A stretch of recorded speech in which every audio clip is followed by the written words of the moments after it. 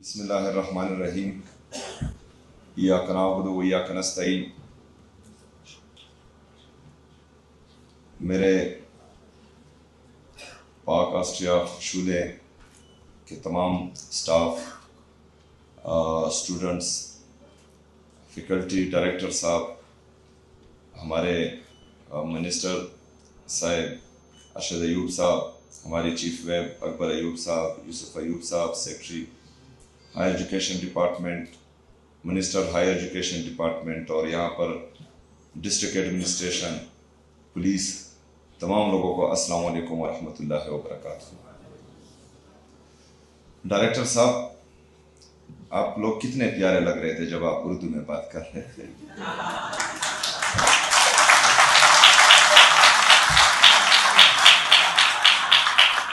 اچھا، اس میں میرے اس بات کا مقصد ہرگز یہی نہیں ہے کہ میں کوئی تنگ نظری کر رہا ہوں، لیکن یہ اردو میں پریزنٹیشن دینا، تقریر دینا، ایک تو اردو ہماری قومی زبان ہے اور اس پر ہمیں فخر ہونا چاہیے۔ دوسری بات کہ جہاں پر میں کنوکیشن میں جاتا ہوں وہاں ہماری اسٹوڈنٹس کی فیملیز ہوتی ہیں، تو ان میں سے اکثر ایک تو خیبر پختونخوا بدقسمتی سے 78 سال سے عموماً اور خصوصاً 20 سال سے دہشت زدہ بھی ہے، یہاں پر دہشت گردی بھی ہے، یہاں پر باقی معاملات بھی خراب چل رہے ہوتے ہیں۔ تو ہمارے جو بڑے ہیں، جو ہمارے بزرگ ہیں، وہ اکثر جو ہے انگلش کو نہیں سمجھتے، تو جب کنوکیشن میں اہم باتیں ہوتی ہیں اور وہ انگلش میں ہوتی ہیں تو ہمارے وہ بزرگ، ہمارے وہ بڑے سمجھ نہیں پاتے۔ دوسرا، ہمارا جو گورنمنٹ سکولز، کالجز، یونیورسٹیز ہیں، ان میں اکثر ہمارے اسٹوڈنٹس کی انگلش اچھی نہیں ہوتی، تو یہ بالکل سٹینڈرڈ ہے ہی نہیں کہ مطلب جس کی انگلش اچھی ہو وہ قابل بھی ہوگا اور وہ کامیاب بھی ہوگا۔ انگلش سے یا کسی دوسری زبان سے کوئی بھی انسان جو ہے وہ کامیاب یا ناکامیاب نہیں ہوتا، یا قابل آپ اس کو نہیں کہہ سکتے۔ اس کے جو سکلز ہوتے ہیں، اس کی جو ایبیلٹیز ہوتی ہیں، اور عمران خان صاحب کہتے ہیں کہ جس کا جتنا بڑا خواب ہوتا ہے وہ اتنا جو ہے بڑا انسان بنتا ہے، قابل انسان بنتا ہے۔ تو یہ بات۔ دوسری بات، میں نے بہت تعریف سنی تھی اس انسٹیٹیوٹ کی، اور آج پہلی دفعہ میں یہاں آ رہا ہوں، اور یہاں آ کر مجھے خوشی اس بات پر ہے کہ یہ میرے لیڈر، میرے قائد جناب عمران خان صاحب کا ویژن تھا، اور مجھے خوشی ہوئی ہے کہ یہ بہترین انداز میں چل رہا ہے، اور جس طرح میرے لیڈر کا ویژن تھا الحمدللہ اس کے مطابق چل رہا ہے۔ ہمیشہ جو بھی ادارہ ہوتا ہے اس کا لیڈر اچھا ہوتا ہے تو ادارہ اچھا چلتا ہے۔ یہ اگر فرض کریں 5 سالوں میں اس حد تک پہنچا ہے، اور اس کے بعد ابھی جو ہیں ڈائریکٹر صاحب نے کہا کہ ہم سسٹینیبل ہو چکے ہیں تقریباً، تو اگر فرض کرے اس وقت یہ اس پوزیشن پر ہے اور اس کا لیڈر تبدیل کر دیا جائے، یا کوئی ایسا لیڈر اس کے لیے آئے جو اس کے قابل نہیں ہو، یا جو ہے فارم 47 کے ذریعے کوئی یہاں پر آئے،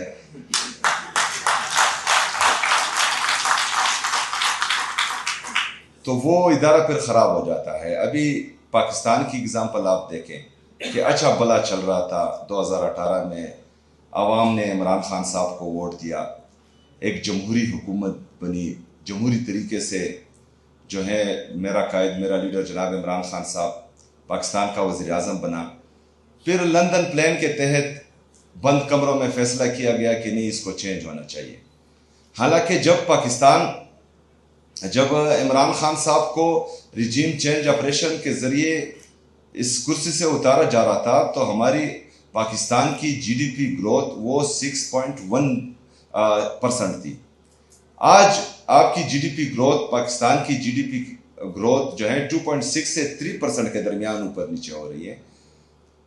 ہمارا जो नौजवान तबका है, बेरोज़गारी इस हद तक आ चुकी है कि आज अगर ऐलान करें कि पाकिस्तान छोड़ने के लिए कौन कौन तैयार है, अगर मैं इस हाल में पूछूं तो तकरीबन आधे से ज़्यादा हाल जो हैं यहाँ पर हाथ खड़े कर दें। इसका मतलब ये नहीं है कि पाकिस्तान से लोग नफ़रत करते हैं, इसका मतलब ये है कि यहाँ पर रोज़गार के मौके नहीं है। और नतीजा क्या इसका जो है, बैकग्राउंड क्या है? बैकग्राउंड ये है कि बंद कमरों के फैसले होते हैं और जिनका जो काम नहीं होता वही करते हैं, तो उससे जो है फिर मुल्क को भी नुकसान होता है और इदारों को भी नुकसान होता है। आज यहाँ पर जितने भी हमारे खैबर पख्तूनख्वा के और ख़ासकर मर्ज अज़ला के जो अभी इस वक्त बहुत सख्त हालात में हैं, और ये हालात हम पर बनाए गए हैं।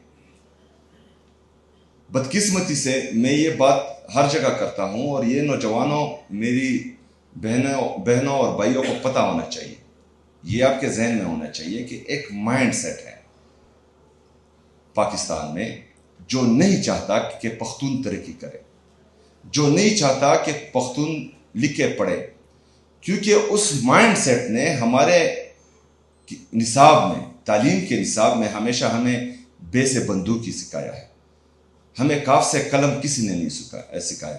ये क्यों? हमें कहा जाता था बचपन से कि पख्तून दलेर है, पख्तून बहादुर है, और अगर तुमने पाकिस्तान को मेली आंख से देखा तो हमारे पख्तून भाई हैं, अगर किसी ने हमला किया तो हमारे पख्तून भाई हैं। ठीक है, हम हैं, हम पाकिस्तान के लिए तब भी थे, हम आज भी हैं, और इंशाअल्लाह ताला पाकिस्तान के लिए कल भी होंगे। लेकिन इसका मतलब नहीं है कि आप मेरे हाथ से कलम छीने और मुझे बंदूक दें।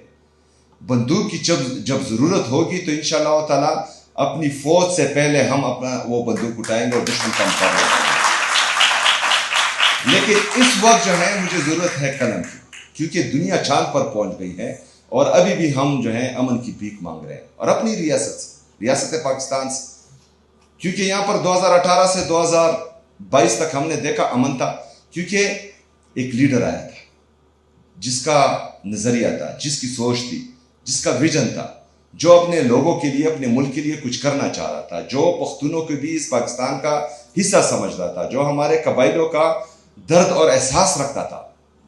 आपने तिरा के हालात देखे, वहां से जो इस बर्फबारी में लोग दर बदर हो रहे हैं, सड़कों पर जो है इन ठंडी रातों में रातें गुजार रहे हैं, ये क्या वजह है?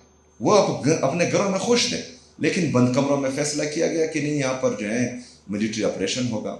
मिलिट्री ऑपरेशन किसी भी मसले का हल नहीं है, और ये सिर्फ पाकिस्तान तहरीक इंसाफ नहीं कहती, ये खैबर पख्तूनख्वा की तमाम सियासी मजहबी जमातें, हर मकतबा फ़िक्र के लोग, सबका मौक़िफ़ यही है कि मिलिट्री ऑपरेशन किसी मसले का हल नहीं है। अच्छा, मुस्तकिल और पायदार अमन हमारे सूबे के लिए भी ज़रूरी है, हमारे पाकिस्तान के लिए भी ज़रूरी है। आएगा कैसे? आएगा ऐसे कि आपने तमाम लोगों को, आपने इन सब को बिठाकर एक जामे पॉलिसी बनानी होगी जो बार बार किसी के आने जाने से चेंज नहीं हो। ये सारी बातें मैं आपको कर रहा हूँ, तो बाद में मैं आता हूँ कि क्यों कर रहा हूँ। लेकिन यहाँ मसला क्या है? यहाँ मसला ये है कि कुछ लोग बंद कमरों में बैठते हैं और कहते हैं कि हम अक्ल कुल हैं। वो तो अक्ल कुल वैसे भी नहीं है, जो उनको मशवरे देते हैं, जो उनके एडवाइज़र हैं, वो भी इंतहाई बेवकूफ़ है, क्योंकि इनको जो मशवरा देता है वो इनके उलट हो जाता है, और जो है इनकी बदनामी होती है, और पाकिस्तान जो है वो दलदल में फंसता जा रहा है। अभी यहाँ पर जो ये सारी कहानी मैंने आपको सुनाई, तो अगर मैं अपने लोगों को तालीम देना चाहूँ, सेहत देना चाहूँ, यहाँ पर इंफ्रास्ट्रक्चर डेवलप करना चाहूँ, यहाँ पर जो है इंडस्ट्रीज लगाना चाहूँ, यहाँ पर इन्वेस्टर्स को लाना चाहूँ, इन सब के लिए अमन ज़रूरी है। लेकिन अमन हमें नहीं दिया जा रहा। क्यों? इसका आपको भी पता है और इसका मुझे भी पता है कि एक माइंड सेट, और उस माइंड सेट को इंशाअल्लाह ताला आप सबकी मदद से आपका ये भाई शिकस्त देगा इंशाअल्लाह ताला। मैं आपसे वादा करता हूं।